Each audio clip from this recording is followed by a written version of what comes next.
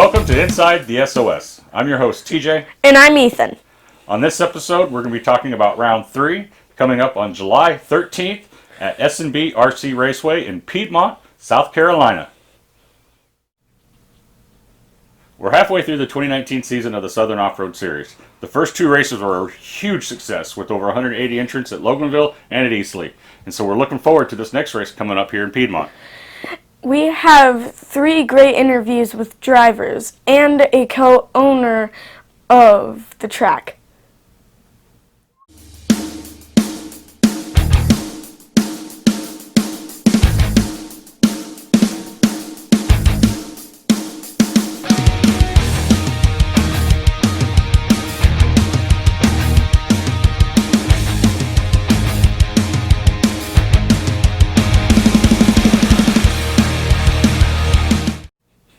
Our first interview is with Robin Nelson, and most of you probably know as the Engine Whisperer from Works Racing Engines.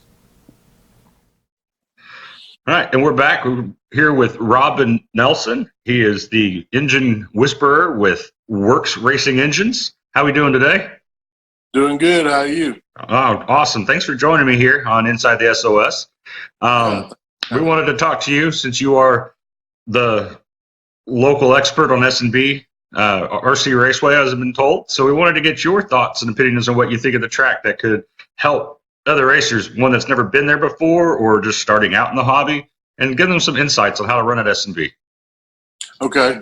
Yeah, it's one of the premier largest tracks, I'd say, in the Southeast. So, you know, you can really let them hang out there. So it's a big footprint. It's a big track. It reminds me a lot of what you see when I used to travel to California. Oh, wow. It's, you know, Joey Christensen's built the layout that's there now, and it's nice and flowing. And if you like big jumps, they're going to have them. It's awesome. So nice elevation. They do a great job of trying to take care of it and everything. And it's just a really nice place. And it's in a park, you know what I'm saying? So it's a Greenville Rec. So it's a nice location with access to food and hotels and everything. And it's right off of 85, which is the main road. So you're right there. It's easy to get to. Yep. Yeah, that's awesome. Yeah, Nick was telling me they're going to have a food truck there, and there's all kinds of facilities. I think it's actually really awesome that Greenville has done that with the park to allow them to put a track there. You don't see that very often. It usually has to be on private property somewhere. So that's right. Really cool that they were able to do that. Yep. So what do you race? I race 8-scale nitro buggy, and this year I'm kind of old, so I'm in the 40-plus class. Right. And that way it kind of frees me up to help some of my sportsmen drivers from Works and some of our pro drivers, you know. Mm-hmm. It kind of gives me a chance to move around on race day and not have to race against the people that are on our team. So I kind of chose to run the 40 and over for that reason. But I enjoy it, still have fun doing it. And it's a great sport, and I love to see people excel at it, and I'll jump right in there and try to help them as much as I can. Awesome.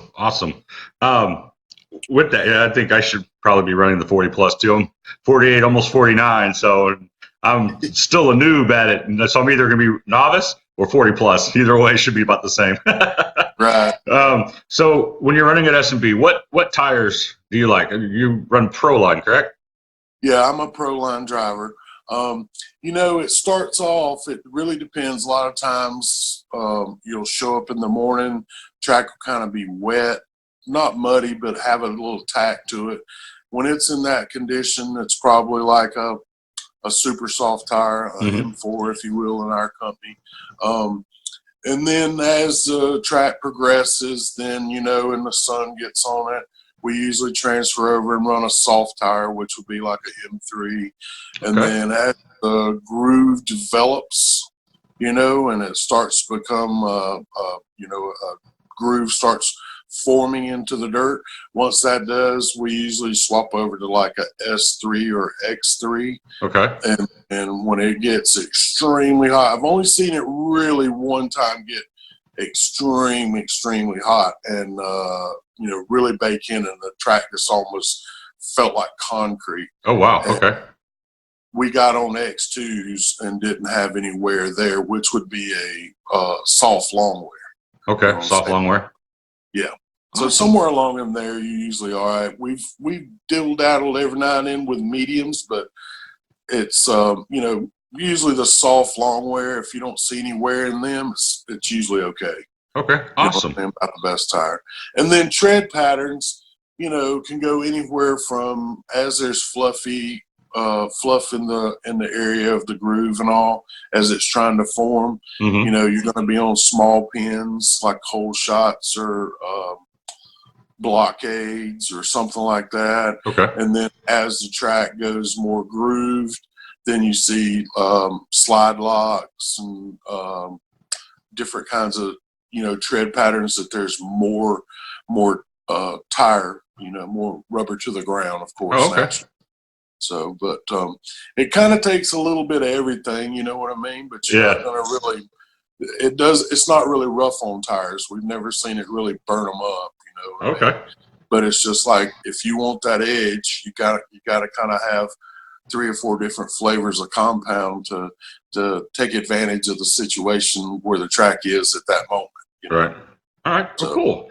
What about some other tips? I know we were talking earlier about glow plugs. I'm sure we could probably talk a couple of days about plugs, but just some quick things that be helpful.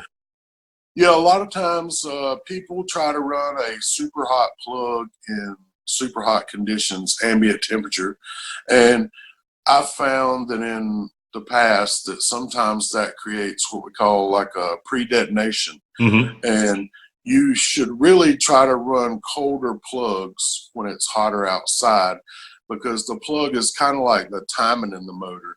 And if you're over timed and it's super hot out, you're just going to run your mileage. You're going to richen that engine so much that you're going to lose mileage. Okay. When really what you should be doing is running like a colder plug, and that will allow you to lean the engine out a little more, which is what you want to do in hot conditions, because the air isn't as good.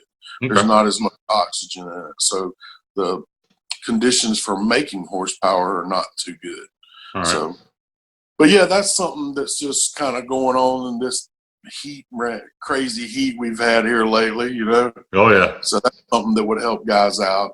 Don't be afraid to bring a couple of cold plugs, because you might need them. And, just tune up around a colder plug. It'll naturally need more leaning than it did with a hot plug in it.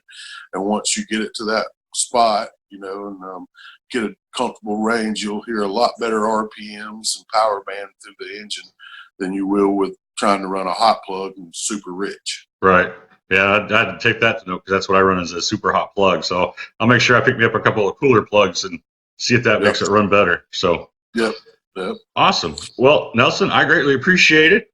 You joining us here on Inside the SOS. It's a lot of great info. I'm sure a lot of people probably be looking for you then this weekend. Sure, no looking problem. for engine help. I know I will. God, I'll be ready. Awesome. Thanks again, Nelson, and we'll see you Saturday. Okay, thanks for having me. Awesome. Thanks. Our next interview, I had a chance to catch up with Brian Burnett at Loganville yesterday. Hi, I'm Ethan, and I'm here with Brian Burnett, and I have some questions for you, Brian. So, Sure. What is your experience with S&B Racing? Oh, S&B. S&B. It's up in Piedmont, South Carolina. Awesome facility. Jamie and Nick run that place up there. I've been going up there a couple of years. Just recently went up there a few weeks ago. They got an awesome track, really big, a lot bigger than Loganville, a lot bigger than Easley.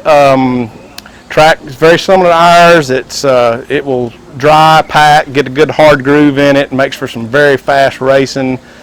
Flows really well, got a lot of big jumps. It just makes for a good racing atmosphere for everybody, and it's a fun place.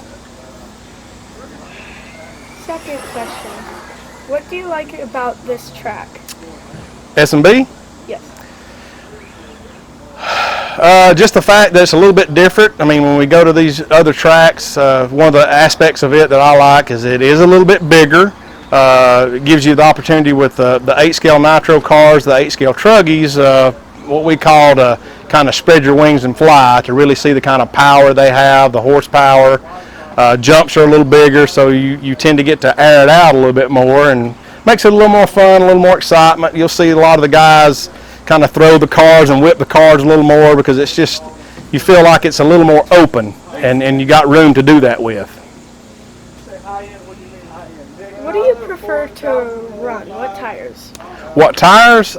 For up at S&B, and of course I run for AKA, so I can only kind of speak for AKA, so I'll give you a couple scenarios. As far as tire patterns, we like the double down. I like the double down at S&B. That's a really good tire, and I like the chain link at S&B, especially if it really grooves up. I will typically go to a chain link tire there. As far as compounds, my suggestion on the compounds is, and I would suggest this with any tire manufacturer in compounds, in the morning when the track's still a little bit moist and damp, I would go with probably something like a super soft compound or possibly a super soft long wear in my first qualifier. Second qualifier, as the track starts to dry out more, temperature comes up, we're probably going to go with something like a soft compound, which is a little bit harder than the super soft long wears. Third qualifier should be midday, 3, 4, 5 o'clock, when the track is probably at its best, grooved up, hottest time of the day. I'm going to go with a soft long wear compound, which is just a little bit harder tire than for my main, which is probably going to be at night. I'm going to go back to either a super soft long wear or a soft compound, depending on how much moisture comes back up in the track or whatnot as far as that goes. And again, tire compounds, I would suggest this with any manufacturer. Just kind of watch the temperature and the track conditions, and the hotter it gets, I suggest going up to a harder compound. If it starts cooling off, go to a softer compound. Tell me about your car. I run 8-scale nitro. I run Team Associated RC8 3.1. Love that car. I actually run for Associated. Had a wonderful opportunity with those guys for the 2019 season. I prefer 8-scale nitro. There's many other classes that people run, but I'm more 8-scale nitro. That's what I prefer. I'm not a huge electric fan. My son is, but I prefer 8-scale nitro. What tips do you have for other drivers? As far as going to S&B? Yeah. Okay. Biggest thing I would say is tire compound. Just pay attention, because the track's very fun, very flowing, not a super hard track. Again, don't be intimidated by it just because the jumps are bigger. A little bit bigger jumps, cars are going to fly through the air a little bit more than what you see at some of the other tracks that we've been to, but wonderful layout, wonderful track. Just pay attention to your tire compounds. Early in the morning, you want to be on something softer. Midday to afternoon, go up in a little bit harder compound. It gets dark, might want to lay back down to a little bit softer compound. As long as you got a decent setup on your car, and that varies from driver to driver on how you set them up. At that point, it just kind of gets to be a tire game. Thank you, Brian. And I'm Ethan with Inside the SOS. Thank you, guys. Good. Awesome.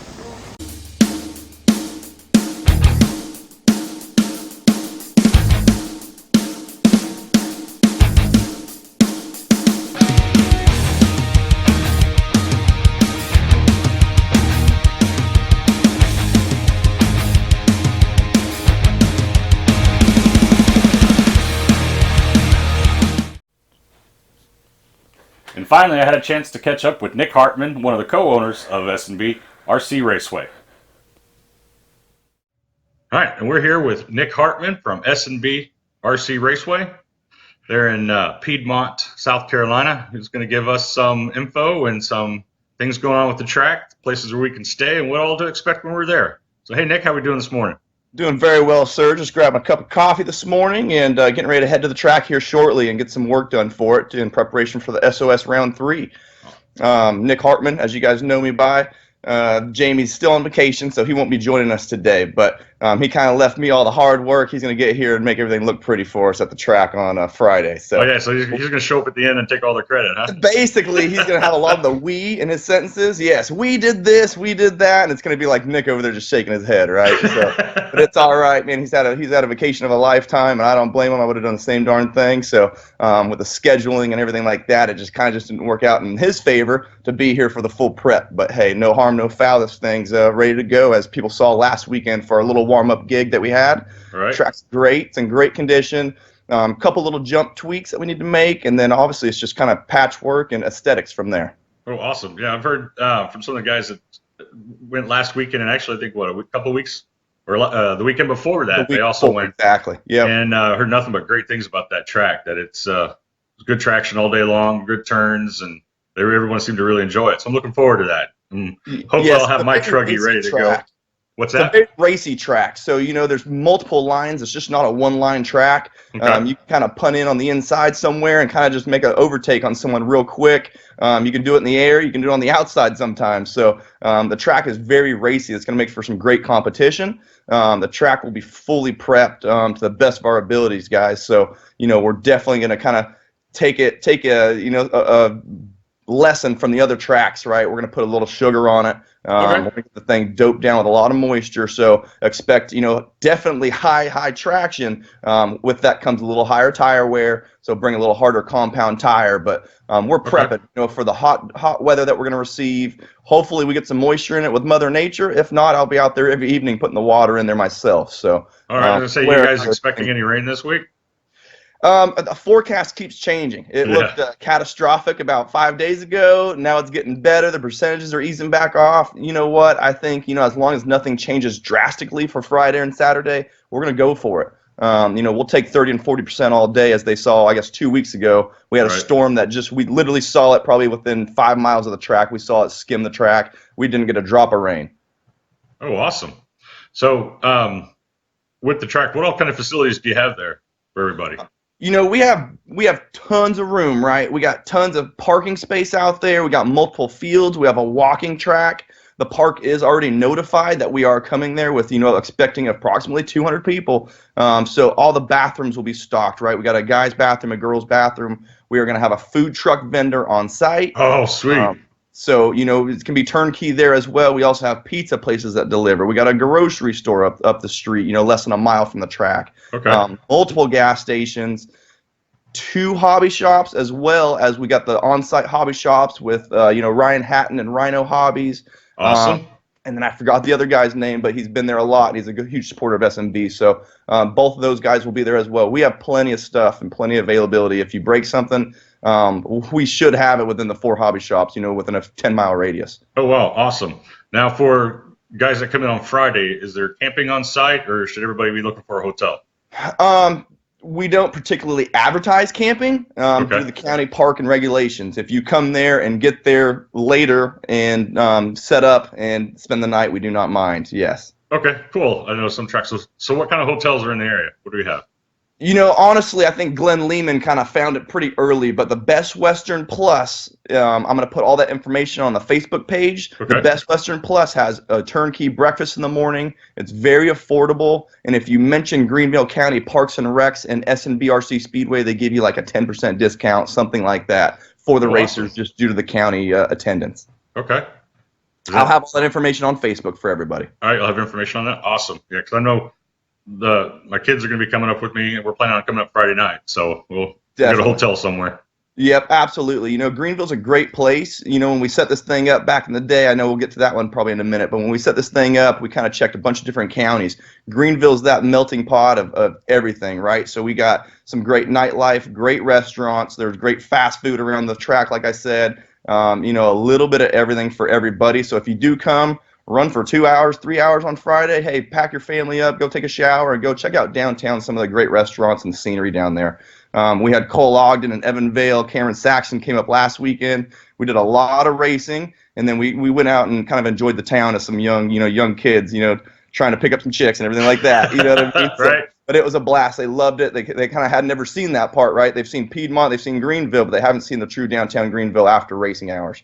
Oh, wow, that's something to look forward to instead of just staying at the track. It's something to do when you get done. Absolutely, absolutely. I'm all for that and the camaraderie, and I don't care what team you drive for, what car you drive, whatever. Let's all go Right. hang out and have a good time afterwards. So how long has S&B been around? What's the history of the track? Man, it was our little brainchild back in 2013. Jamie had a backyard track that, man, we had about 30 guys showing up to every weekend, and it kind of got a little out of control for his wife. She kind of I can didn't like imagine that many people and people coming up on the porch and charging their batteries, while we weren't even there trying to race. So she's like, "You guys got to do something about this." So me and Jamie started thinking about it in 13, started approaching different counties and parks and recs and try to figure out a permanent home for S&B, and we want to do something kind of next level. So Greenville gave us that opportunity. Ground broke in January of 14, and I believe our first race was, I wrote it down, our first race was, I think, March 23rd. April 6th, I'm sorry. We finished the track March 23rd, and April 6th, I think, was our first race. It was definitely a learning experience. We had 100 loads of dirt out there and no driver stand. So we're like, shoot, we got to start on the driver stand now. So we built the driver stand, then we had no track. So then we had to build the track, right? And then we're like, we got everything but no pit lane. So then there was a pit lane, right? So it was just it was kind of comical. And our first race, I think we had about 100 people. I think it was right there at 100 people for our first race. We had never directed a race program in our lives. So, we've been to multiple race programs, but we've never directed one. So it was just a learning experience. 4 years later now, this is our 5th year in, but we're still learning. We're still learning, proper track prep, maintenance in between while we're off, you know what I mean? And just kind of getting experimental with a lot of stuff, trying to see what works best for us and our facility. It's been a great road. It's been a great road. This is our 5th year in. We've had 6 races to date this year. So, we're definitely just, making small strides, just really trying to make the race program better, get attendance up for all the other tracks, not just us. Get the attendance up everywhere, and it's series like this that really, helps that out. Oh, yeah, I think so. I mean, being able to travel to different tracks throughout the area, and it's really not that wide of an area. Some series or some places you got to travel multiple states to get to, but it's pretty nice that the SOS is just here, within a 2-state, 3-state area. But we still get people from Tennessee, Alabama, Florida, Virginia. I think we had last time too. So that's really cool. It's great. Within 5 years, your track has been building like this. It sounds like it's an awesome facility. So I'm looking forward myself to get there and getting the tires on the dirt and see what it's like. So how long have you been in the RC hobby? Man, I've been racing since 12 years old. I was thinking about that yesterday. 12 years old. First truck was a Losi NXT with an M8 radio with a big long antenna on it. Used to go to Easley. Easley was my little place. I used to get dropped off at Easley. Obviously, I couldn't even drive, so used to get dropped off at Easley, and I'd go there with a couple buddies. Man, we would race all night long and get home at midnight, 1 o'clock. Go to school the next day, or maybe it was a Saturday or Friday night race program. So, man, it was fun. It was really cool. All of us, Robin Nelson, Jamie, me, multiple other people, right? I think Burnett was probably about the man to beat back then, honestly. Yeah, that's what he's told me. He used to be something back in the day. Yes, sir. Back in Burnett, the day. Robin, they would have some battles. Scott Stahl was in there too. Even Charlie Leinberger, man, he was ballistic fast too back then. So, wow. We would race at Aiken, which was definitely one of the all-time favorite tracks, I think, for about everybody. Nationwide, if you went to Aiken, you definitely had a great experience there. We went to Sugar Bowl. Man, just, a lot of the tracks. Savannah we went to a lot, and attended, as well as some other races, out of state. We went to some RC Pro Series races in Florida, the CRC Midwest Nats in Ohio. That was a great race program back then too. So we've been around the block. I've done some racing in California as well. Met some great friends nationwide. It's been a blast. Racing's definitely taken a turn. I'm not going to say it's a bad thing at all. It's getting more competitive, just like everything else, right? We're not going to do this and stay, what I call leakers, right? Leakers and box stalkers for the rest of our lives. You know what I mean? We're going to take this thing to the next level. We can, as you've seen with all these trends going on, as far as making themselves faster in the hobby. It's been great. We have a lot of tracks here. Southern California did very similar stuff. Some of those tracks weaned off because they figured they couldn't get all the attendance every weekend like they really wanted to keep their businesses open. They have a lot higher operating costs out there, they do. So we're definitely fortunate out here to have so many places to race. Like I tell everybody, support your local track, until a series like this comes around, and then support the series, because we need more series like this. S.O.S. is doing great. I know Sean Harding got a series out there as well. Besides that, there's not very much, you know what I mean? So this has been a real pleasure at attending all these different tracks and seeing the different faces. And, you know, every track we've been to, we picked up a new face that ended up coming to S&B at one point in time as well. So we've loved that. Yeah, that's the really cool thing with the series like this. It gets everybody to get out, visit the different tracks, and get to meet new people and new experiences and learn new things, especially for old guys like me. I mean, I've been in the RC hobby for several years, but I always tell people I'm like the perpetual noob. I learn things and I keep learning, but I just don't get any better. It's like I'm new the whole time. Yeah. Everybody hits that stalemate, man. You know, I think I feel like I used to be a little faster a couple years ago. I think probably when this track first opened, and then I've kind of just flatlined, you know. And then you see the Evans and the you know, Coles and all of them, and they just keep getting faster and faster. And it's just like, dang, you know, Blake Crow's up there as well. He's super ballistic fast. The Pickett's, you know, Woodyards, all of them, the Hannahs. You know what I mean? These kids are just they're next level. Honestly, they're on a different level, and that's what it's about. You know, Cole came up and we ran on Saturday. We ran on Sunday. You know what I mean? And you know, he wanted to run some more. You know, he wanted to put in 8 hours. You know, he wanted to put in 8 hours of run time. You know, that's just practicing. You know, he doesn't care if the track's dry, wet, mud bog, you know, whatever the heck it is. He wants 8 hours on that track any day he can, and that's why he's at the level he's at. Yeah, so that's awesome. And one thing I know from visiting Eastleigh so far and Loganville, you know, my local track, is that there is a lot of new, fresh, young faces, young kids coming into the hobby now. And it's awesome to see. Even my son, he's 11. He's just really, the RC racing bug bit him this year, and that's why we're back into this. And you're really seeing some kids out there that have some just awesome raw talent. And you see them go, you know, continue with that. There's going to be some tough kids to try to beat. It's huge. It's huge. It's been pretty eye-opening seeing that, honestly.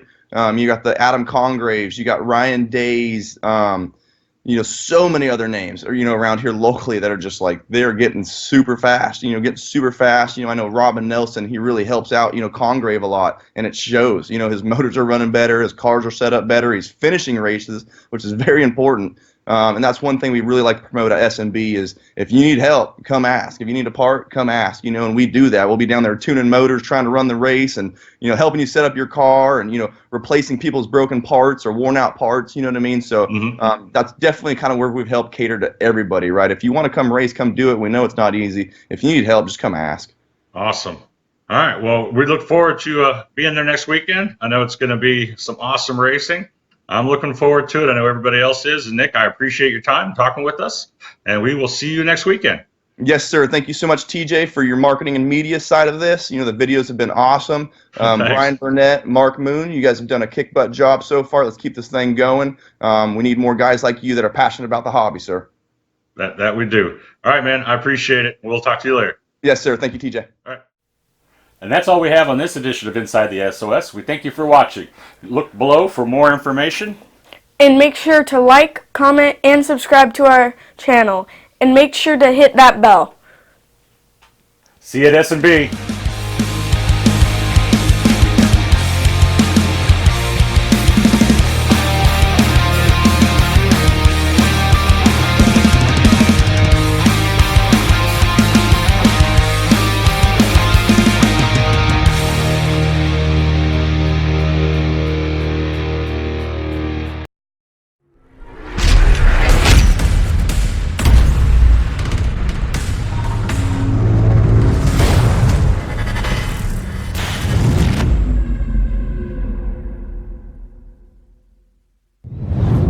At Piedmont, South Carolina, you'll say, We have 3 great interviews For you today. for you to show you today. first 2 races were such a great success. We could have worked right through that. Sorry. All I see is you can go like this and his hair goes All right, in 2 different directions. all right. Straighten up. Come Here on, we Ethan, go. we gotta Come get on. this done. I have things to do today. Yeah, we got Stranger Things to watch. Yeah. right. Things to do. Okay. Ready? Come on, Ethan. Finally, I also had a chance to catch up with Nick Hart. Went through puberty there all of a sudden.